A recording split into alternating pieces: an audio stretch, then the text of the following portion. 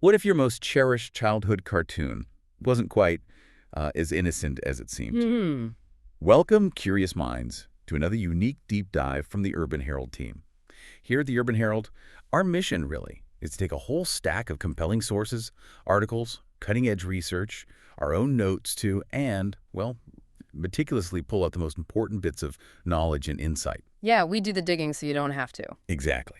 We're here to give you that shortcut to being truly well-informed, quickly, thoroughly, always with maybe a dash of surprising facts, enough humor, hopefully, to keep you absolutely hooked. Hopefully. Today, we're pulling back the curtain on a fan theory that has just absolutely captivated pop culture discussions in 2025. It really has blown up again, hasn't it? It has. And this isn't just about, revisiting old cartoons. It's this fascinating resurgence of interest in what a lot of people are calling hidden adult themes that might be embedded within classic animation. It's genuinely remarkable to see how these shows, which seem so simple, are being re-examined, kind of recontextualized by adults decades later. It truly is. And what's particularly fascinating, I think, is how a piece of media, originally made for kids, can evolve. It becomes this canvas for really complex allegories, these deep reinterpretations. Yeah. Our own analysis at the Urban Herald has definitely noted this trend. It says a lot about the staying power of these stories, that they keep offering new layers of meaning long after they first aired. Precisely. And the specific topic we're plunging into today is one that's been, well, making waves online for years, but it's really hit a fever pitch lately. It's the SpongeBob 7 Deadly Sins theory. Ah, yes, that one. Yeah. At its core, the theory basically says that each main character in SpongeBob SquarePants, yes, SpongeBob himself, his friends, they unwittingly represent one of Christianity's 7 cardinal sins. Quite a claim for a kids' show. It is.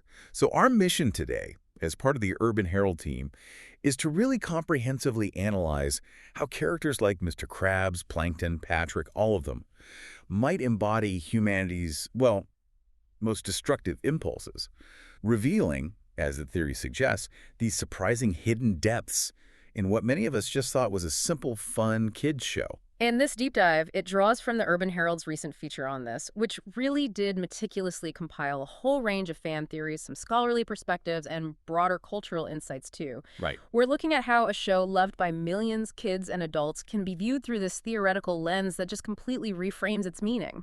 And that prompts this rich new dialogue for a lot of adult viewers. Definitely. So to really get this theory, we first need to lay some groundwork, the theological kind. We need to talk about the 7 deadly sins themselves. Right. The foundation. In Christian theology, these aren't just, minor mistakes. They're seen as fundamental moral failings. They're often called capital vices because they're considered the root, the origin of other sins. Exactly. They're not just bad actions in isolation. Their origin goes way back. They were formally cataloged by Pope Gregory the Thirst, I think it was the 6th century, and then St. Thomas Aquinas expanded on them later in the 13th century. And what's absolutely crucial to grasp about these sins, why they're called deadly, is that definition. They're severe because they give rise to other moral offenses. It's like a cascade, a cascading effect of spiritual corruption. Like a domino effect. Pretty much. Think of them less as single acts and more as these foundational weaknesses, these inclinations that, if you don't check them, they just breed all sorts of other destructive behaviors.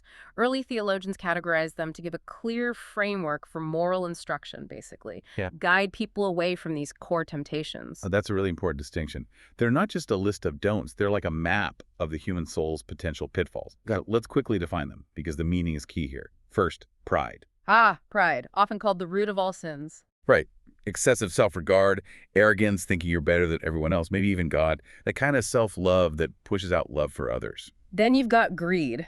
Pretty straightforward, this one. That insatiable desire for stuff, money, possessions, power, always wanting more, never satisfied, often hurting others to get it. Yeah, we'll come back to that one with Mr. Krabs. Then lust. Traditionally, yes, it was about excessive sexual desire. But figures like Aquinas broadened it. For him, lust could be any kind of overwhelming desire for pleasure or gratification, any intense craving that just takes over and messes up your priorities. Okay, so a broader sense of just intense consuming desire. Exactly. Then envy. That's resenting someone else's success or possessions, wanting what they have, often feeling bitter about it. And gluttony, not just overeating, right? Right. It's all forms of overindulgence. Food, drink, maybe even just consuming things excessively, a lack of moderation. Okay. Wrath. That seems clear. Uncontrolled anger, fury, hatred, leading to wanting revenge, holding on to resentment, that kind of destructive rage. And finally, sloth. This one's a bit tricky. It is, often misunderstood. It's not just being lazy lying on the couch. Theologically, it's acedia, spiritual apathy, a kind of deep indifference, avoiding your spiritual or moral duties, not bothering with personal growth. It's like a spiritual heaviness that stops you from doing good. Wow. Okay, so those are the 7. And it's amazing how these concepts, centuries old, are just everywhere in Western culture, isn't it? Absolutely. Dante's Inferno, Shakespeare, modern movies, books, they're woven into how we tell stories about human nature. Yeah. Which raises that interesting question. Why do they stick around? Why do they resonate so much, even now? I think it's because everyone, regardless of background, can probably identify with at least one of these, maybe more. Yeah, that makes sense. That relatability makes them powerful tools for moral teaching, for analyzing characters and stories, and, well, as we're about to see, maybe even for looking at a cartoon sponge, they tap into something fundamental about the human struggle. Okay, armed with this ancient moral compass, let's dive into Bikini Bottom. See if these characters really do hold up that mirror to our most destructive impulses. This is where it gets really interesting. Let's do it. First up, probably the most cited example, Mr. Krabs. Ah, Krabs. He is almost undeniably the personification of greed. His whole life, every decision, it just screams obsession with money. Often, hilariously for us maybe, but tragically for SpongeBob and Squidward, at the expense of basic decency, ethics, employee welfare, everything. And what's fascinating, like the source material highlights, is how the show takes greed beyond just being stingy. For Krabs, it's almost pathological. It's a driving force. Totally. His relationship with money isn't just about profit, it's obsession. He has nightmares about giving refunds. He gets physically excited by the sound of a cash register. Oh yeah, I remember that. And he treasures his first dime like it's the holy grail, even though it's worth, well, a dime. This attachment consistently overrides morality. He'll choose money over his daughter Pearl's happiness, over his employees' basic needs, time and time again. And the examples are just endless, aren't they? Charging employees for breathing air in the Krusty Krabs. Or for standing. Or selling SpongeBob's soul for 62 cents. That one always gets me. 62 cents. He serves rotten patties to save money, making everyone sick, forces those insane 24-hour shifts with no extra pay, driving them to hallucinate. It's not just penny pinching, it's exploitation. It's a total lack of empathy fueled by greed. And the source material touches on this idea that maybe he grew up poor, which could offer an explanation, wanting security. Right, backstory. But the analysis argues that instead of making him sympathetic, it just shows how unchecked greed twists a reasonable desire for security into something destructive and obsessive. It underlines how deep that vice runs in him. It warps everything. Okay, so Krabs is greed. Pretty solid case. Now let's shift to his arch rival, Plankton. Plankton. The embodiment of envy. His entire existence just seems defined by bitterness towards Krabs' success, right? And these desperate, usually failing, attempts to get what Krabs has.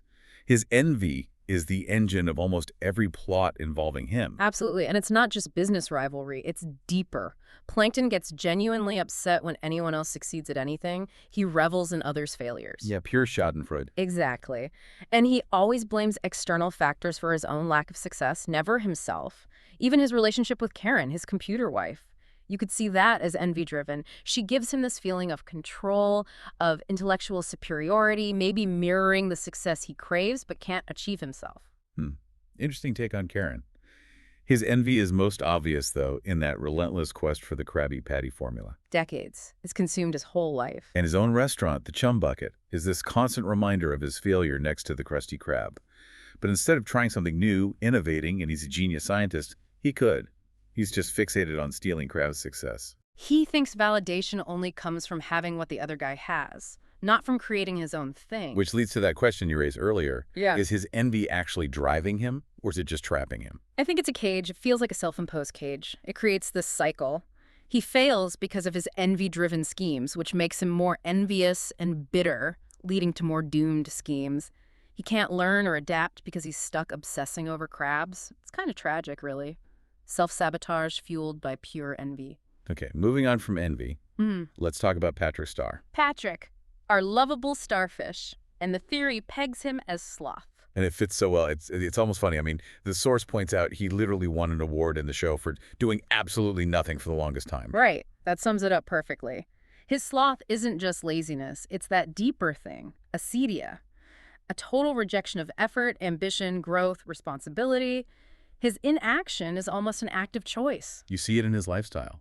Lives under a rock, no furniture, no sign of effort. His daily routine is basically sleeping, eating, and, well, whatever mindless thing he and SpongeBob get up to. And Yeah. jobs. Forget it. Huh. Yeah, he can't hold one. Either quits or gets fired almost immediately. He just cannot sustain effort or focus. Always the path of least resistance. And it's not just physical, it's intellectual, moral sloth, too. He avoids responsibility, blames others, ignores consequences, often with this weirdly blissful ignorance. Even the way he talks sometimes, kind of slow and slurred, seems to fit that aversion to any kind of exertion. So, yeah, Patrick isn't just lazy. He actively resists effort or growth. But here's the interesting twist the source mentions. Oh. He occasionally shows these flashes of brilliance, right? Like sudden strength or moments of surprising insight, even genius sometimes. Yeah, that happens.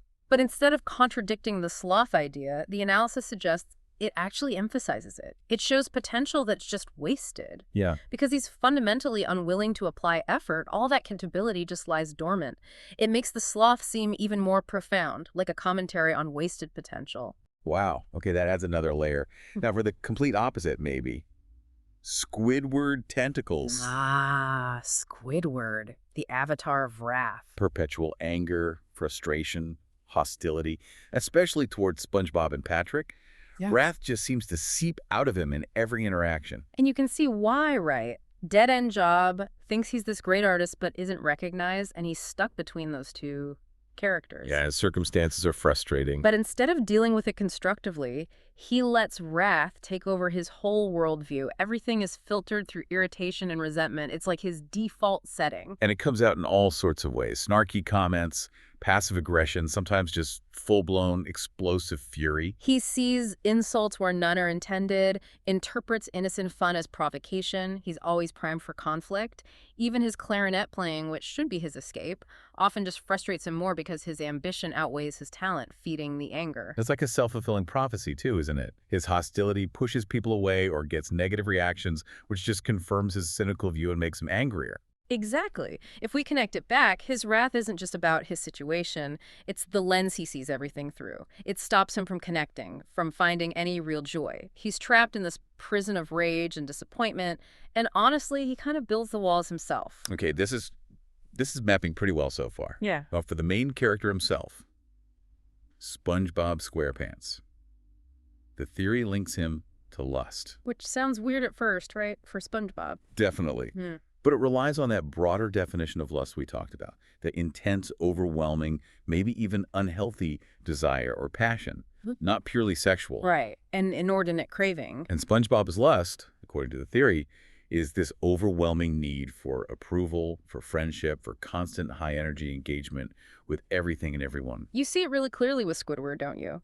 Despite years of Squidward being awful to him, SpongeBob just keeps pursuing that friendship with this relentless intensity. It's almost like an addiction, that need for connection, regardless of the rejection. Yet, normal social cues just don't seem to register when he's in that mode. And his work obsession fits too, right? Oh, absolutely. His passion for fry cooking goes way beyond just liking his job. It's fixation. He dreams about Krabby Patties, has these elaborate fantasies about flipping burgers. He treats it like it's his entire identity. It's total consuming devotion. That all-encompassing quality really mirrors the nature of lust in that broader sense. And the voice actor, Tom Kenny, apparently said SpongeBob just always wants to work more at the Krusty Krab. Which fits perfectly, doesn't it? It supports that idea of lust as just excessive desire, not necessarily sexual. It highlights how any insatiable desire, even for something positive like work or friendship, can become consuming. SpongeBob's relentless energy can be seen as this unquenchable thirst for, well, more. More connection, more experience, more Krabby Patties. Okay, I can see how that interpretation works, even if it's less obvious than crabs or plankton. Next up, Sandy Cheeks. Sandy, the squirrel scientist. She gets linked with pride. Makes sense. Constant boasting about Texas, her intelligence, being a land creature underwater. Her pride definitely drives her achievements. She's brilliant and capable. But it also seems to create barriers sometimes, isolate her a bit from the others. The Texas pride is almost a running gag.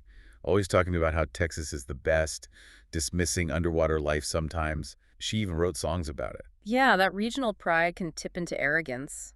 Like when she challenges the whole town to prove land creatures are better, it creates this us versus them thing, even if unintentionally.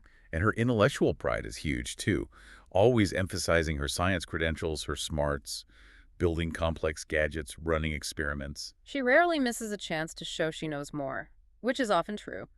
But sometimes that pride seems to blind her to simpler solutions or emotional intelligence.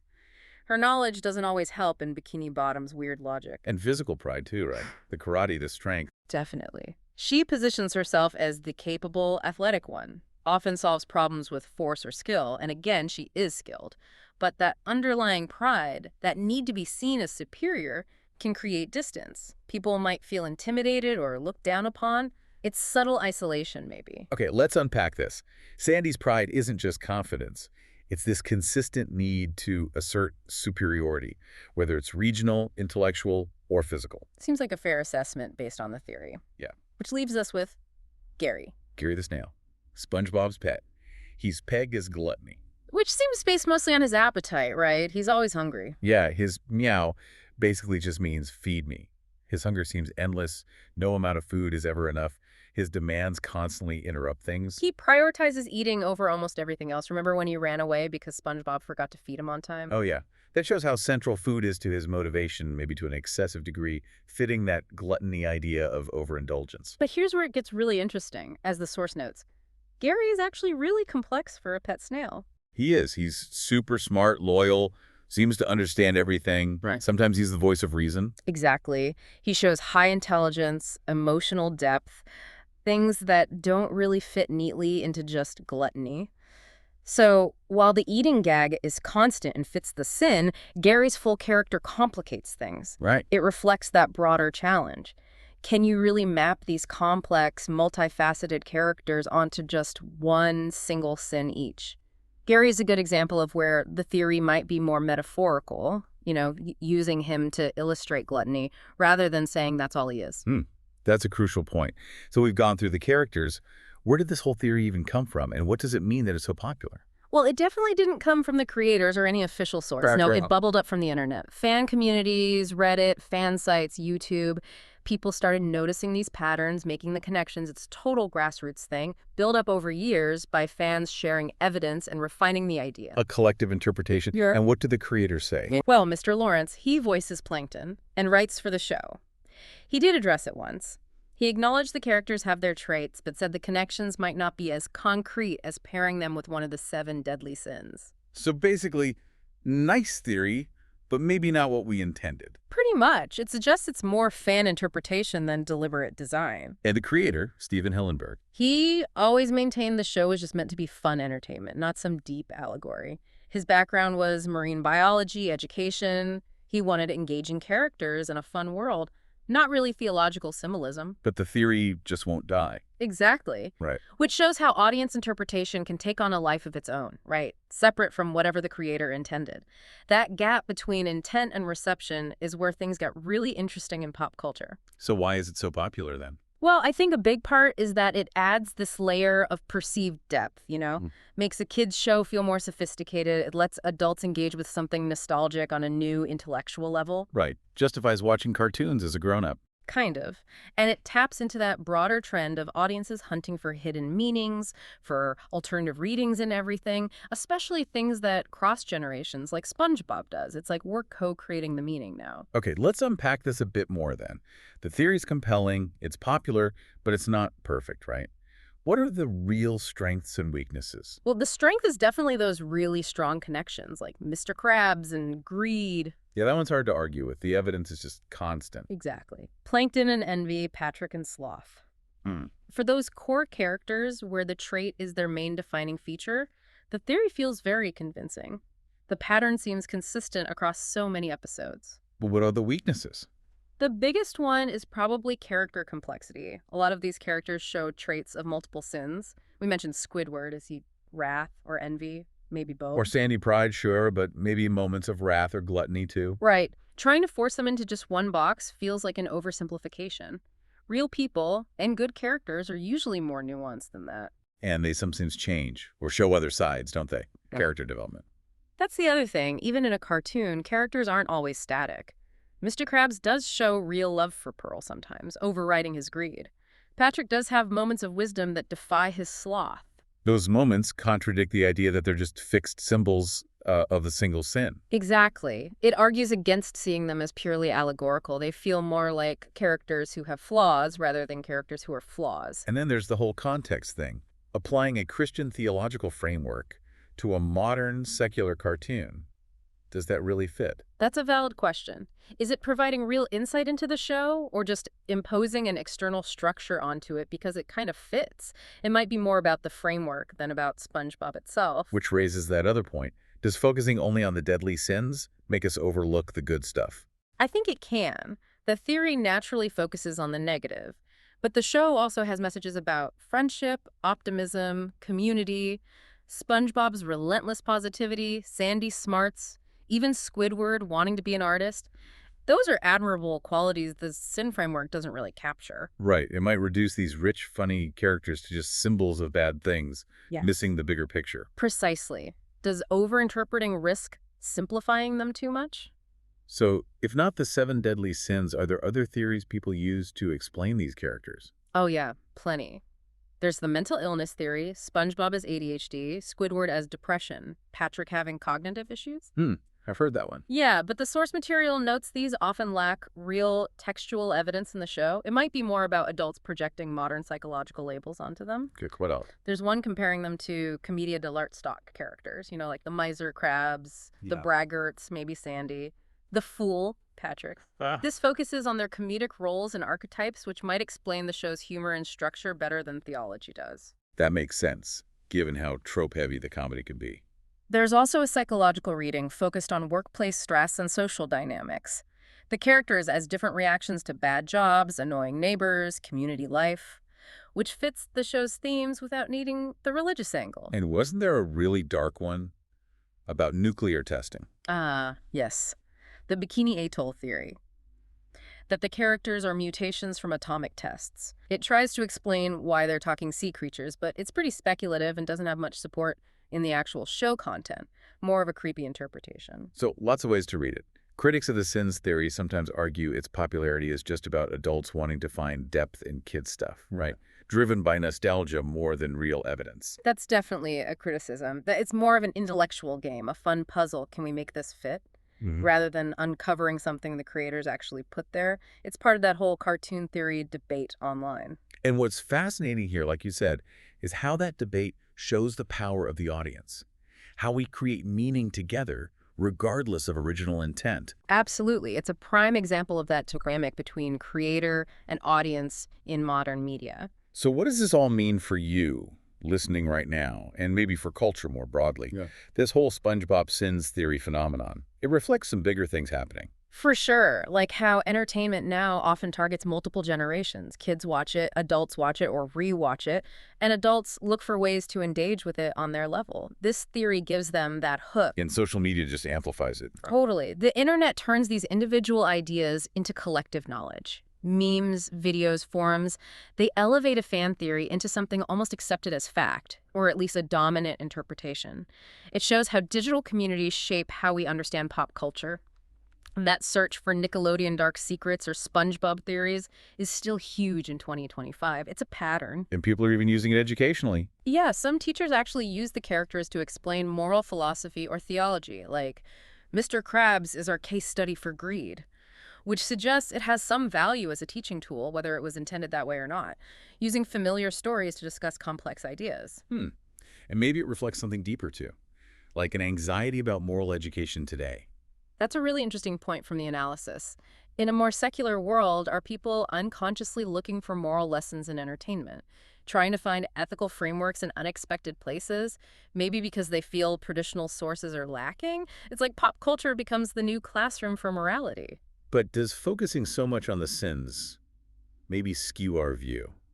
Does it make us more cynical, always looking for the flaws? That's the provocative question, isn't it? Does emphasizing the deadly sins reinforce a negative view of humanity? Or does it help us recognize and maybe confront those flaws? It's worth thinking about how these theories shape our perspective. Okay, so let's try and wrap this up.